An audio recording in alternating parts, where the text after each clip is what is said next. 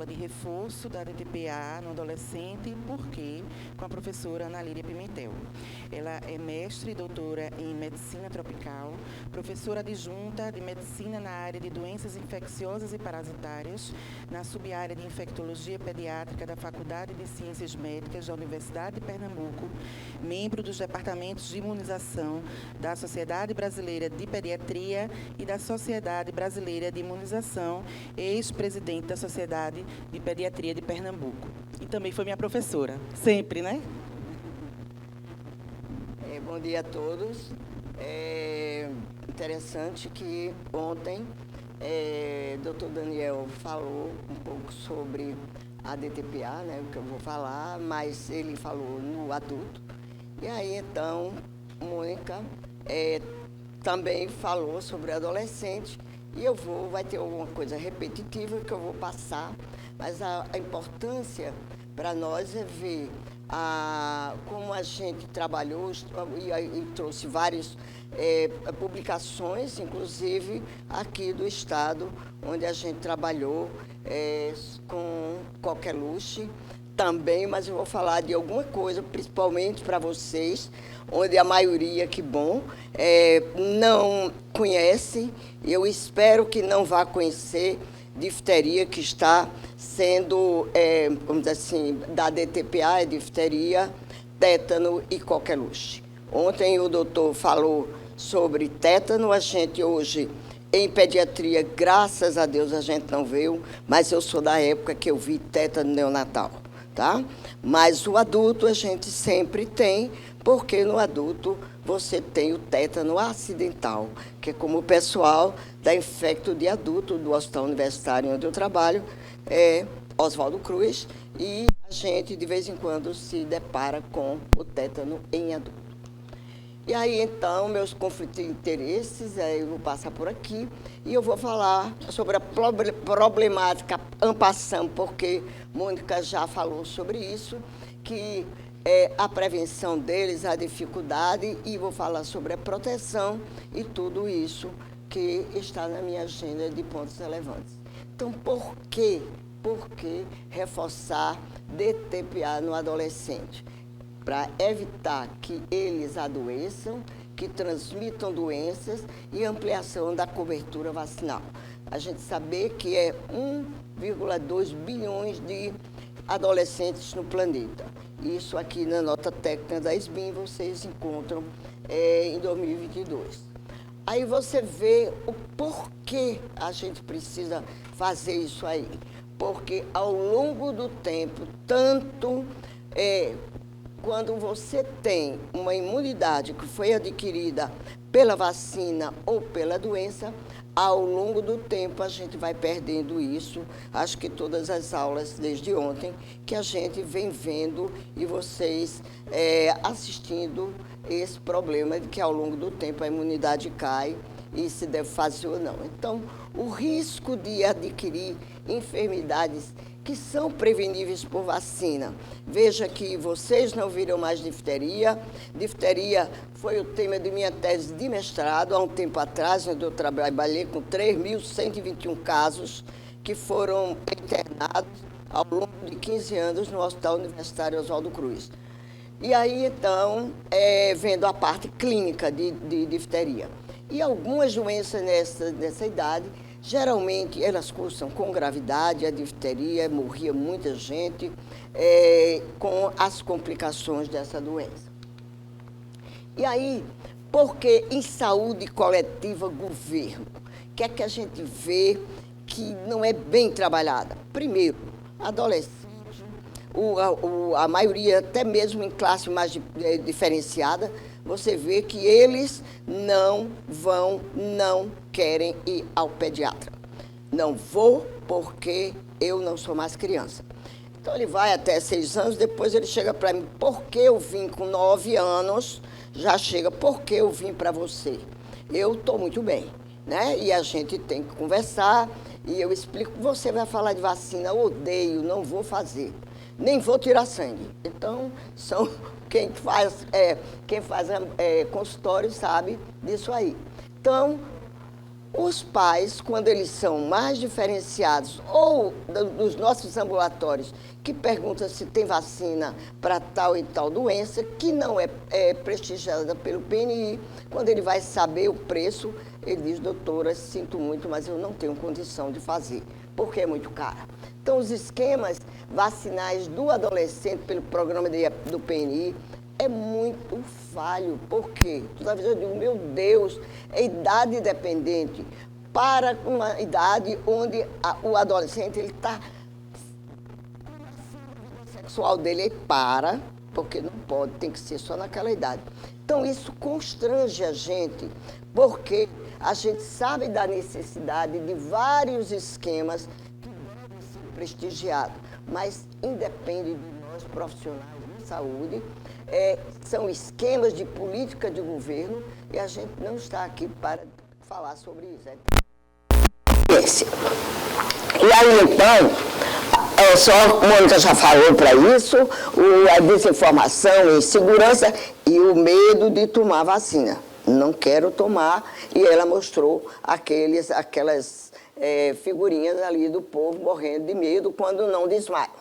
Né? Então, os fatores disso aqui para contrair doença, ela também falou, isso aí é muito importante, eles não pegam nada, não quero saber, e a gente é que fica preocupado. Mas o médico pediatra, ele é acostumado a cobrar muito a vacina no primeiro, vamos dizer assim, até 6 anos, é bem trabalhada, mas essa parte de adolescente é muito falha. Não fala, só pergunta aquilo ali, mas não pergunta, você tem na sua casa algum adolescente? Ele já foi para o posto? Não. Olha, tem vacina em outras faixas etárias. Olha, a senhora já foi para o posto para tomar? Então, eles não sabem. A maioria da população, a gente que trabalha na ponta, não sabe que tem vacina. Só o idoso, porque tem o quê? São as... Ana Catarina vai falar, eu acho que talvez sobre isso, mas o povo só vai fazer vacina quando tem as campanhas, né? Eu estou dizendo outras faixas etárias. E o problema mundial é a gente saber essa cobertura, qual é a estratégia melhor para a gente pegar a faixa etária do adolescente. E aí eu vou falar sobre a difteria. Vocês aqui, eu acho que a maioria, nunca viram uma placa diftérica, muito menos que hoje vocês vão ver aqui os trabalhos que eu vou mostrando, bem rápido, porque eu só tenho 20 minutos, mas quantos trabalhos a difteria existe, ela está aí e vai ser confundida com onde tem maior quantidade de difteria, que é a difteria cutânea, que vai ser diagnóstico diferencial com o quê? Com impetigo. E a gente aqui tem o estrófilo, e o menino coça e faz a feridinha. E aquela feridinha pode ser um Corynebacterium diphtheria. Então, a vacinação é o principal controle da prevenção da difteria também. Aí você vai ver aqui, olha, o risco da reemergência das doenças imunopreveníveis, onde você vê a Pan-Americana de Saúde, aqui em 2019, já mostrando os países onde só tem 3 doses. Eles não fazem reforço. E você vê aqui a cobertura da gente com 3 doses de difteria, onde está menos de 80% essa cobertura. Então, a gente está com medo, nesses países, do retorno da difteria, não pela difteria cutânea, porque a absorção é pequena, mas a gente voltar a ver aquilo que eu vi e ver fazendo o atestado de óbito. 2021, aqui no Brasil, foi aqui, quem é daqui de Pernambuco, foi um caso nosso, foi para o Oswaldo Cruz também, foi uma pessoa de Xangrande, um adulto de Xangrande, eu acho que a Ana se lembra desse caso, né? E a gente ficou todo mundo porque os jovens não sabiam, foi chamar a gente mais velhinha, né, para ver e dar o diagnóstico de Corynebacterium diphtheria. Era uma mulher, graças a Deus ela saiu bem, mas você vê aqui como outros países e a Organização Pan-Americana e a Organização Mundial de Saúde chamando a atenção sobre a vacinação que está muito baixa. Quando você chega aqui, difteria na Europa, eu não vou dar aqui detalhes, mas 168 difteria cutânea, veja aqui os países, e isso é por causa da imigração. Então, esses países onde você vê o Paquistão e outros, que a vacinação é muito baixa, a gente está vulnerável a voltar esta doença. E eles estão muito preocupados, vejam aqui, olha, 25 de novembro de 2022. Aqui, no Instituto Roberto Koch, notificação de 44 casos em julho, e veja outros países mostrando que é muito baixa a cobertura vacinal até nas 3 primeiras doses. E aí aqui você vê, não vou falar que é muito grande, mas mostrar que esses países, e foi o Reino Unido, onde está recebendo mais imigração. E o que é importante para a gente? A maioria desses pacientes foram maiores de que 15 anos. Então, entra aí o nosso adolescente sem nenhuma característica. Depois vem a pertussis. Quando a gente estuda, como eu sou infectologista, as doenças infecto-contagiosas, as mais contagiosas, a gente tem o concurso sarampo e segundo o Corynebacterium, o pertussis, e que você tendo uma pessoa com pertussis, você provavelmente vai ter 12 a 17 pessoas infectadas pelo contato, que é feito por gotículas de nasofaringe. Aí, então, a nível mundial, em 2019, você vê que teve esse total de casos, sendo 95% destes ocorridos em países em desenvolvimento. Aqui é uma doença de notificação compulsória, mas, e aqui a gente não tem esse negócio de primavera e verão, porque a gente só tem inverno e verão aqui em Pernambuco, e é um grande problema de saúde pública, porque a gente está tendo uma baixa cobertura vacinal. E a partir de 2015 a gente viu uma queda no número de casos, mas 2018, 19 e 20, também aí com a pandemia, a gente praticamente não viu casos de difteria ou de qualquer luxe lá no Oswaldo Cruz. E os sintomas e sinais do adolescente geralmente são inespecíficos, eles vão modificar se fez dose de vacina, se fez antibiótico.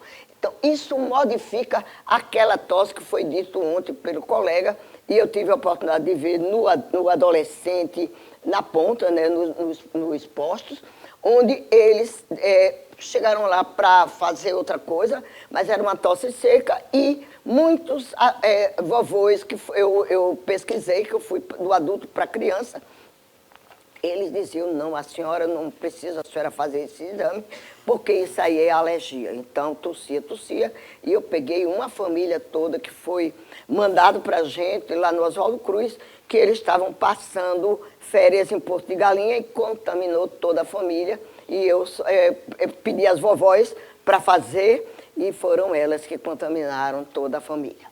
E aí, então, mães têm um papel bem relevante, e adolescentes e adultos que estão contaminando essas crianças.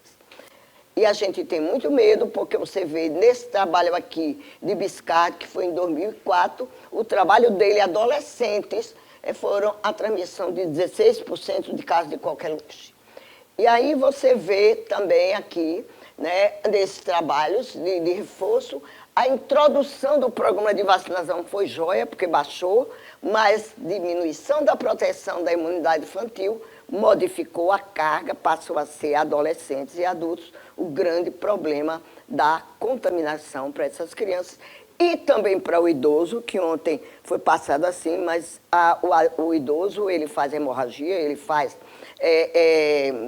quebra as vértebras de tanto tossir e também pode ter um AVC hemorrágico. E isso aqui, o grupo crescente de adolescentes e adultos, claro que vai ser susceptível para passar por essas faixas de maior risco. Aqui o aumento natural da imunidade, a gente já falou, os sintomas de adultos são perturbadores. Minha experiência não foi boa. A experiência, eles são angustiados, eles ficam muito desesperados, e aí vão ser tratados com o quê? Com micoplasma e outro tipo. Não se pensa em qualquer luxo no adulto, infelizmente. E aqui melhorou bastante, mas ainda não é bom. O risco de complicação no adulto aumenta com a idade, onde 28% dos adultos. É complicação quando comparados a 16% dos adolescentes. Aí as manifestações eu já falei, que vai ser modificada. Em 2015, a maior proporção desses trabalhos aqui ocorreu nessa faixa etária, com 32%, e adolescentes e adultos infectados são a grande fonte de reservatório. Pertusse circula em todo o mundo, os países desenvolvidos é que tem a progressão do aumento. Aqui a necessidade de reforço foi falado por Mônica, que é a redução da imunidade, risco persistente, incidência, ausência de booster, tudo isso. Isso aqui foi a distribuição, esse slide foi cedido por uma colega nossa, Infecto, e você mostra, é bem interessante, porque de 10 a 19 anos é essa aqui, essa filinha vermelha, e aí você vê aqui maiores de 20, você somando aqui em 2020, 7% com 15 é bastante significativo para a gente. Aí vem aqui, no Brasil, agora em São Paulo, foi feito esse trabalho mostrando um total de 353 casos domiciliares, vendo aqui quem foi positivo, e você vê que são os adultos e os adolescentes que mais contaminou, e vocês viram também trabalhos onde o adolescente contribui muito com isso. Nessa revisão sistemática, aí estudos incluídos obtiveram também essa representação, onde relataram os contatos domiciliares e as formas eram atípicas. Ninguém pensou porque era atípica. Contaminou todos aqueles pacientes, as pessoas. Um estudo de coorte também agora feito, viram que foi bem subnotificado, né, no Zâmbia agora em 2015. Um estudo em Quebec mostrou também tosse mais de 3 semanas e viu que isso aqui, mostrando todo o quadro clínico desses pacientes. E esse estudo aqui, realizado em Recife, que foi o meu trabalho, adolescentes com tosse mais de 14 dias, durante o período, eu trabalhei no período interepidêmico. E daí, então, de 1 em 20 adolescentes com tosse prolongadas, mais de 14 dias, teve coqueluche. Eu trabalhei na época, a PCR não fazia diagnóstico só com a cultura e também com a parte da clínica, que é muito furado você pensar só em clínica, né? E era dados epidemiológicos. Mas a maior ligação que a gente tinha, você vê em adolescentes. Aqui eu só estou mostrando os surtos, porque a doença existe. Em 2022, você viu aqui esses casos, na Bolívia também. Aqui você vê a duração. Qual é o grande problema também dessas doenças, tanto em adulto como em adolescente? É porque a duração dos sintomas, o tempo que ele fica em casa, não é? E veja aqui, esse trabalho agora que foi feito em San Diego, 53 adolescentes, você veja quanto custou em dólar a esses pacientes, e isso influencia muito sobre até a economia do país. Aí, então, eu vou passar bem direitinho, que aí Mônica já falou, mas é o grande estímulo que a gente precisa fazer nas consultas.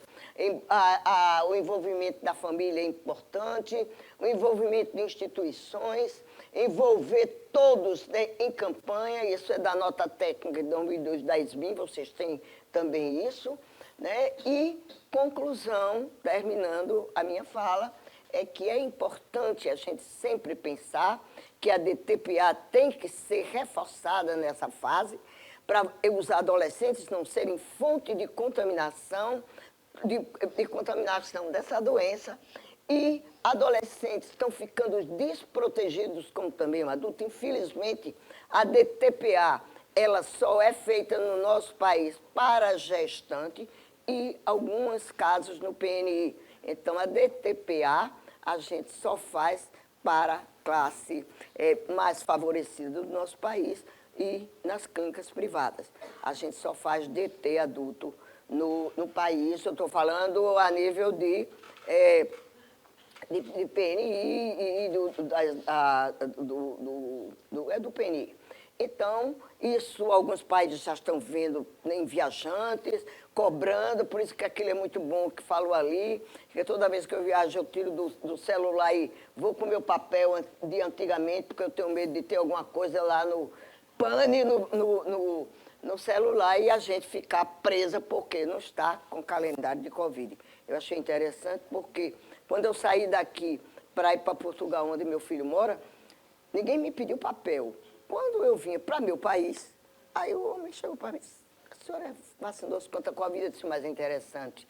Tu vem me pedir, que eu já, se eu tivesse contaminado, tinha contaminado teu país, vou para o meu. Aí comecei a rir, abri e mostrei a ele que eu estava bem vacinada. Mas é interessante a política de qualquer um. E muito obrigada. Esse aqui, mais uma vez, vacina, vamos fazer vacinas. E esse hospital, para quem não é aqui de Recife, é o Hospital Sentinela das Doenças Infecto-Contagiosas do Estado. Muito obrigada.